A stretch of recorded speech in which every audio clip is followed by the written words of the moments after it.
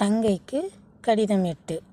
அன்புள்ள தங்கை, கணவன் மனைவி என்று இருவர் மட்டும் வெளியார் தொடர்பு ஒன்றும் இல்லாமல் வாழ்வதாக இருந்தால் ஒரு தொல்லையும் இருக்காது என்றும் வெளியுலகத்தில் எப்படியும் ஈடுபட்டு பழக வேண்டியிருப்பதால் தான் தொல்லைகள் விளைகின்றன என்று எழுதியிருக்கிறாய். இதுவரையில் உலக அமைப்பு அப்படி இருந்ததா? இனியேனும் இருக்க முடியுமா? முடியாது. முனிவர்கள் போல் மலையோரத்தில் ஆசிரமம் அமைத்து கொண்டு வாழ்வதானாலும் அங்கும் வெளியார் யாராவது நிழல் தேடி தங்க வந்து விடுவார்கள். சிலர் மனம் அமைதி தேடி சீடராக வந்து விடுவார்கள். சிறை போன்ற வீடு ஒன்றை அமைத்து கொண்டு வாழ்வதானாலும் காவல் ஆட்கள் சிலர் தேவையாக இருப்பார்கள். அவர்கள் வாயிலாக வெளியுலகத் தொடர்பு ஏற்பட்டுவிடும். அதுவும் வீண் கனவு. வெளியுலகத் தொடர்பு பலவாறு வைத்து கொண்டே நல்ல இல்வாழ்க்கை நடத்த முடியும் என்பது என் நம்பிக்கை. ஆனால் வெளியுலகம் எப்படி இருந்தாலும் குடும்பத்தில் இருவர் மனம் பொருந்தி வாழ வேண்டும். இந்த பொருத்தம் இருந்தால்தான் வெளியுலகத்தோடு தொடர்பு கொண்டு எப்படியும் வாழ முடியும். பலர் வாழ்க்கை வெளியாரின் தலையிட்டால் கெடுகின்றன என்பதை ஒப்புக்கொள்கிறேன். வெளியார் மேல் மட்டும் குறை சொன்னால் போதாது, அந்த குடும்பத்தாரின் மேலும் குறையுள்ளது. என்ன குறை என்று கேட்கலாம். நெருக்கடி நேரும்போது எது முதன்மையானதோ அதை போற்றி மற்றவர்களை கைவிடத் தெரியாத குறைதான்.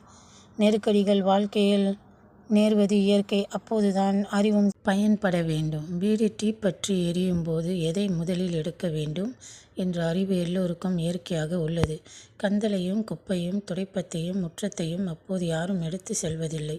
பெட்டியையும் பேழையையும் முதலில் எடுத்து காக்கிறார்கள்.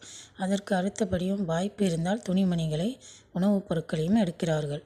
சிறந்தது இது. ஆகையால் இதை முன்னமே எடுக்க வேண்டும் என்ற தெளிவு இயற்கையாக இருக்கிறது. சிறப்பு இல்லாதது இது. ஆகையால் எளிதில் போனால் போகட்டும் என்ற துணிவு மனப்பான்மையும் இருக்கிறது.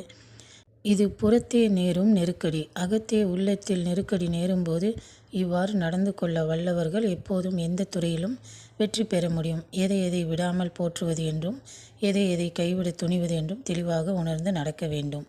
தேர்வுக்கு படிக்கும் மாணவன் தேர்வு நெருக்கத்தில் பாடநூல்கள் முதன்மை என்று உணர்ந்து மற்றவற்றை கைவிட்டால் என்னவாகும்? பயன் என்ன? கலையில் ஈடுபட்ட இளைஞன் தன் கலைக்கு உரியவனவற்றை போற்றுவதோடு நெருக்கடியில் மற்றவற்றை மறந்துவிட்டால் பயன் என்ன?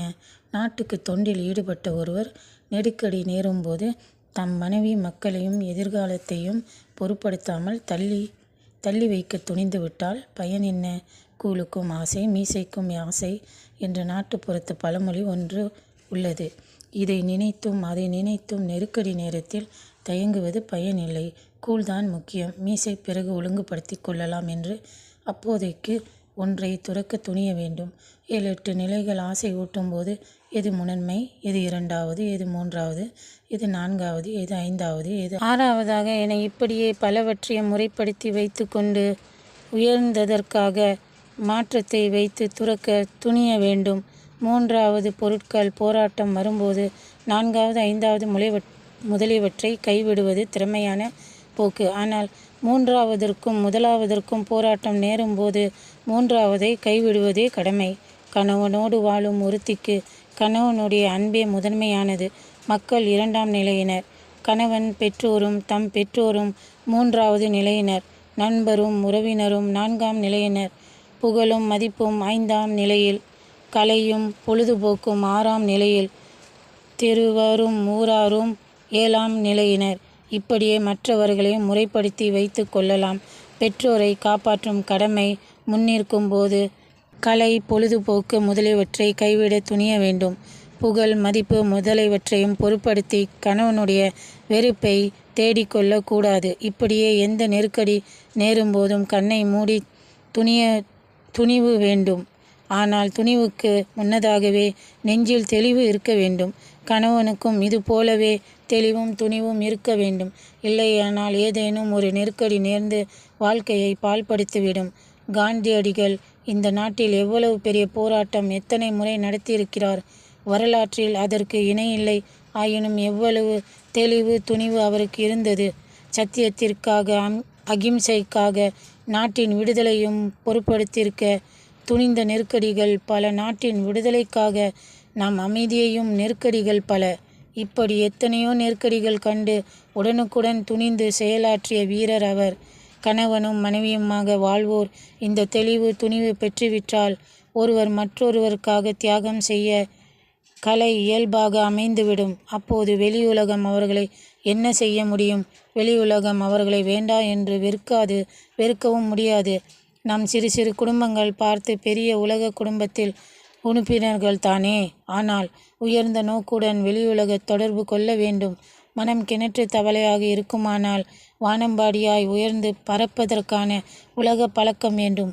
மற்றவர்களுடன் பழகும் ஆண்கள் பலருக்கு இந்த உயர்ந்த நோக்கம் இல்லை. ஆண்கள் கூடி பேசும் இந்த பெண்ணை பற்றியும் அந்த பெண்ணை பற்றியும், இந்த கொலை பற்றியும் அந்த காட்சி பற்றியும், இந்த வம்பு பற்றியும் அந்த வாதம் பற்றியும் பேசிய காலம் கழிக்கிறார்கள். பெண்கள் கூடி பேசும்போது இந்த குழப்பம் பற்றியும் அந்த கறி பற்றியும், இந்த புடவை பற்றியும் அந்த நகை பற்றியும், இந்த சடங்கு பற்றியும் அந்த சண்டை பற்றியும் ஓயாமல் பேசுகிறார்கள். இப்படிப்பட்ட பழக்கத்தை எப்படி பரந்த பழக்கம் என்று சொல்ல முடியும்?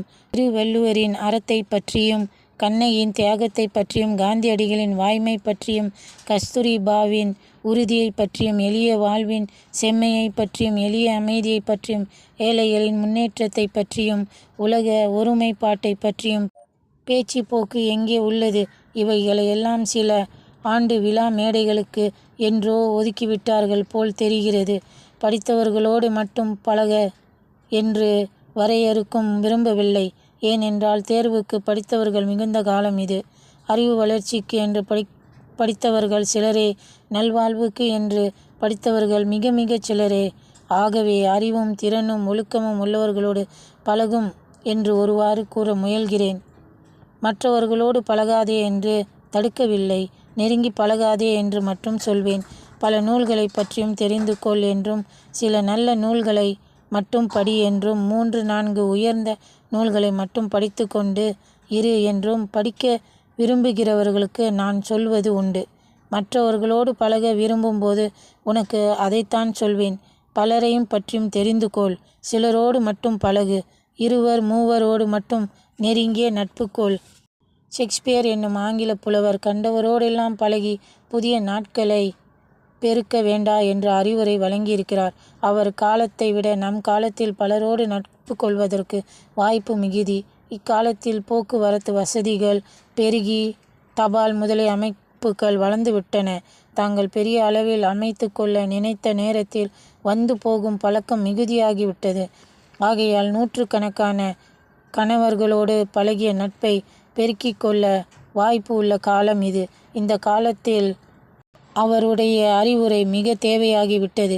வாய்ப்புகளும் கருவிகளும் வளர்ந்திருக்கின்றன. ஆனால் மனிதனுடைய வாழ்நாள் வளரவில்லை என்பதை, ஒரு நாளில் 24 மணி நேரம் என்னும் பொழுது நீளவில்லை என்பதை எண்ணி பார்த்தால் இந்த உண்மை மேலும் தெளிவாக புலப்படும். ஆகையால் நண்பர் ஒரு சிலருக்கு உரிய நேரம், அன்பும் பலருக்கு பகிரப்பட்டால் என்ன ஆகும்? உள்ளம் கலங்காதா? போலி நட்பு வளரும். குடும்பத்தில் வேலை மிகும். அலைச்சலும் ஓய்வின்மையும் எரிச்சல் மனம் என்றோ நோய் தொடரும். குழந்தைகள் மேல் வெறுப்பு சீரும். போலீஸ் ஆட்சி, இராணுவ தண்டனை எல்லாம் குடும்பத்துள் புகும். கணவனுக்கு செய்ய வேண்டிய கடமை சுமை போல் தோன்றும். அதில் குறை பலர் நேரும். அமைதி கோயிலாக விளங்க வேண்டிய குடும்பத்தில் பரபரப்பு மிகுந்துவிடும். வெளியுலக தொல்லைகளுக்கு விடுதலையாக வீடு இருந்த நிலை போய் குடும்ப தொல்லைகளுக்கு விடுதலையாக எங்கேனும் ஓடி ஒளியும் வேட்கையிலும் ஏன் இவ்வளவு துன்பம்? நாமே வலை விரித்து நாமே சிக்குண்டு வருந்துவதா? மனம் கிணற்று தவளையாய் தவளாமல் வானம்பாடியாய் உயருவதற்கு பரந்த உலக பழக்கம் வேண்டும் என்று குறிப்பிட்டேன். ஆனால் அந்த பரந்த உலகத்தை வீட்டினுள் வருவித்து கொள்ள வேண்டும் என்று சொல்கிறேன். அதாவது அனுபவிக்கும் இன்ப துன்பம் எதையும் உலகத்தோடு உலக படைப்போடு எண்ணி இயத்துப்பார்.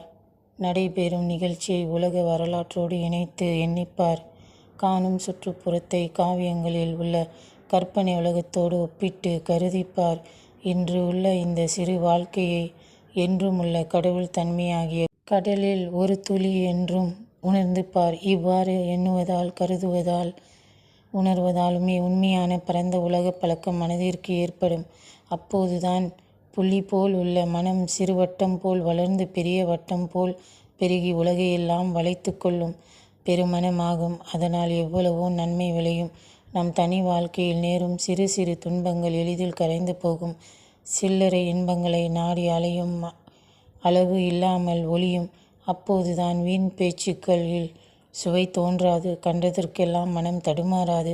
கேட்பதற்கெல்லாம் எரிச்சல் கொள்ளாது. பொறுமையும் பெருந்தன்மையும் இயல்பாக அமையும். அப்போதுதான் கண்ணகி முதல் கஸ்தூரிபா வரையில், மணிமேகலை முதல் மாண்டிச்சோரி வரையில் உள்ள பெண்மணிகளின் பெருமை விளங்கும். சிலர் இப்படிப்பட்ட சான்றோரின் வாழ்க்கை வரலாறுகளை படிக்கும்போது மட்டும் நல்ல மனம் உடையவர்களாக இருக்கிறார்கள்.